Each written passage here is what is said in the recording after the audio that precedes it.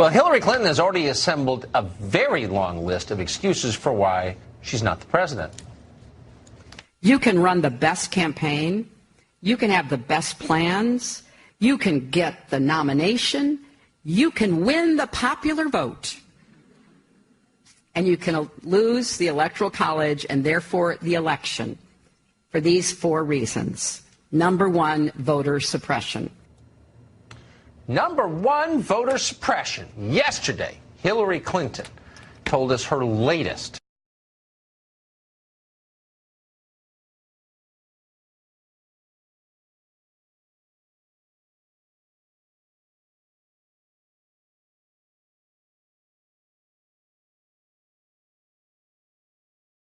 separate reasons for why she's not president, not one of which cast doubt on her ability as a candidate.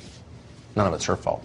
Howie Carr is radio host and author of What Really Happened, How Donald J. Trump Saved America from Hillary Clinton. He joins us tonight. Howie Carr, thanks a lot for coming on. So this is, and I know that you have the exhaustive master list of Hillary Clinton excuses for not winning, but this latest one, voter suppression, what does that mean exactly?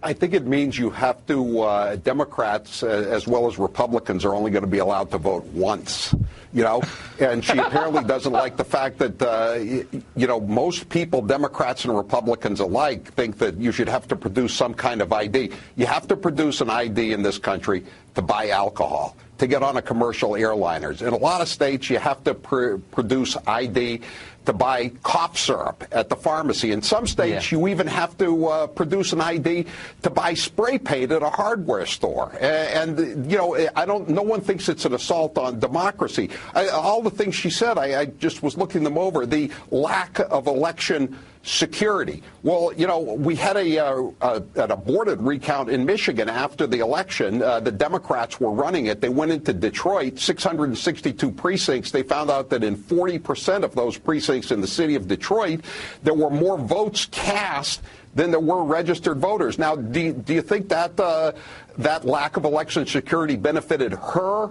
or Donald Trump? She was talking about voter suppression, quote unquote, in Wisconsin.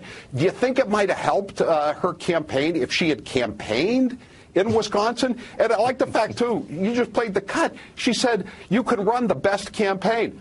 How the hell would she know? She ran the worst campaign. CNN was even giving her the debate questions, and she couldn't handle it. She said our norms are under assault. She ran around the country saying she was going to appoint Supreme Court justices who were going to overturn the Supreme Court decision, Citizens United in D.C. versus Heller, which basically meant, if you read between the lines, she was going to gut the First and the Second Amendments to the United States Bill of Rights. I mean, I would say that's a problem. She said the rule of law is being undermined. Well, she got a subpoena to turn over her emails and then deleted 33,000 of them. Is that undermining the rule of law? I mean, this is like Groundhog Day, having to listen to this stuff over and over again. There was a guy named Ring Lardner wrote some short stories about baseball players, and there was a baseball player who wrote about it. He always was making excuses. His name was Alibi Ike.